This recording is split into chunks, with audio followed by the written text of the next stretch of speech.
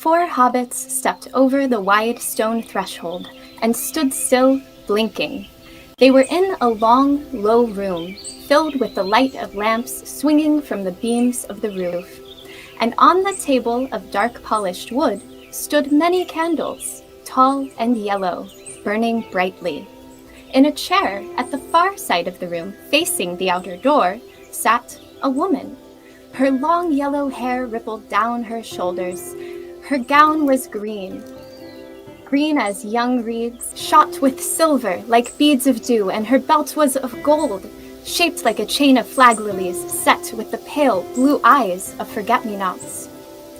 About her feet, in wide vessels of green and brown earthenware, white water lilies were floating, so that she seemed to be enthroned in the midst of a pool. "Enter, good guests," she said, and as she spoke, they knew that it was her clear voice they had heard singing.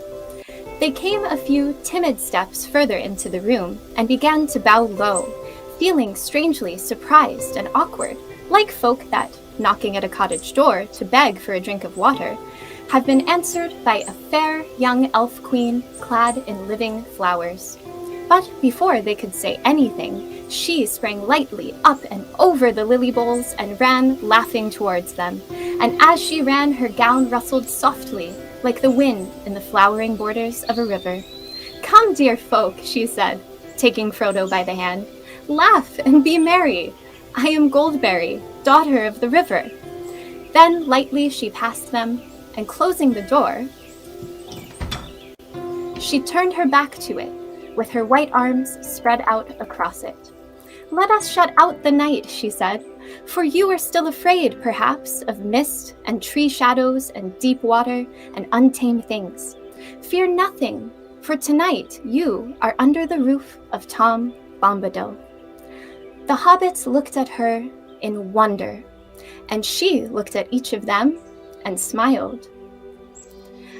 "Fair Lady Goldberry," said Frodo at last, feeling his heart moved with a joy that he did not understand. He stood as he had at times stood enchanted by fair elven voices, but the spell that was now laid upon him was different. Less keen and lofty was the delight, but deeper and nearer to mortal heart, marvelous and yet not strange. "Fair Lady Goldberry," he said again, "now the joy that was hidden in the songs we heard is made plain to me. O slender as a willow wand, O clearer than clear water, O reed by the living pool, fair river daughter, O springtime and summertime and spring again after, O wind on the waterfall and the leaves' laughter." Suddenly he stopped and stammered, overcome with surprise to hear himself saying such things. But Goldberry laughed. "Welcome," she said. "I had not heard that folk of the Shire were so sweet-tongued, but I see that you are an elf friend. The light in your eyes and the ring in your voice tells it. This is a merry meeting. Sit now and wait for the master of the house. He will not be long. He is tending your tired beasts." The hobbits sat down gladly in low, rush-seated chairs, while Goldberry busied herself about the table, and their eyes followed her, for the slender grace of her movement filled them with quiet delight. From somewhere behind the house came the sound of singing. Every now and again they caught, among many a "derry-doll" and a "merry-doll" and a "ring-a-ding-dillo," the repeated words, "Old Tom Bombadil is a merry fellow, bright blue his jacket is, and his boots are yellow." "Fair lady," said Frodo again, after a while, "tell me, if my asking does not seem foolish, who is Tom Bombadil?" "He is," said Goldberry, staying her swift movements and smiling. Frodo looked at her questioningly. "He is, as you have seen him," she said, in answer to his look. "He is the master of wood, water, and hill." "Then all this strange land belongs to him?" "No, indeed," she answered, and her smile faded. "That would indeed be a burden," she added in a low voice, as if to herself. The trees and the grasses and all things growing or living in the land belong each to themselves. Tom Bombadil is the master. No one has ever caught old Tom walking in the forest, wading in the water, leaping on the hilltops, under light and shadow. He has no fear. Tom Bombadil is master. A door opened, and in came Tom Bombadil. He had now no hat, and his thick brown hair was crowned with autumn leaves. He laughed, and going to Goldberry, took her hand. "Here's my pretty lady," he said, bowing to the hobbits.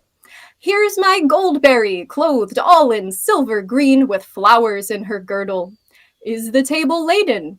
I see yellow cream and honeycomb and white bread and butter, milk, cheese, and green herbs, and ripe berries gathered. Is that enough for us? Is the supper ready?" "It is," said Goldberry, "but the guests perhaps are not." Tom clapped his hands and cried, "Tom, Tom, your guests are tired, and you had near forgotten. Come now, my merry friends, and Tom will refresh you. You shall clean grimy hands and wash your weary faces, cast off your muddy cloaks, and comb out your tangles."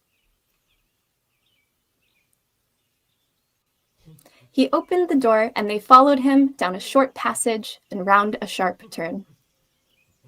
They came to a low room with a sloping roof, a penthouse it seemed, built onto the north end of the house. Its walls were of clean stone, but they were mostly covered with green hanging mats and yellow curtains. The floor was flagged and strewn with fresh green rushes. There were 4 deep mattresses, each piled with white blankets, laid on the floor along one side. Against the opposite wall was a long bench laden with wide earthenware basins, and beside it stood brown ewers filled with water, some cold, some steaming hot. There were soft green slippers set ready beside each bed.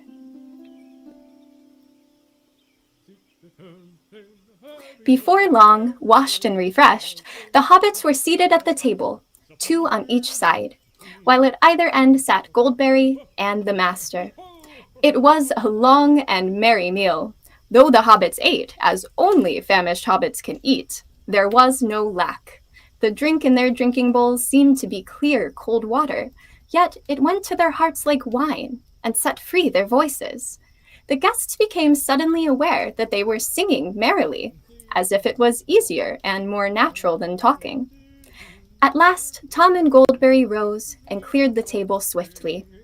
The guests were commanded to sit quiet and were set in chairs, each with a footstool to his tired feet. There was a fire in the wide hearth before them, and it was burning with a sweet smell, as if it were built of apple wood.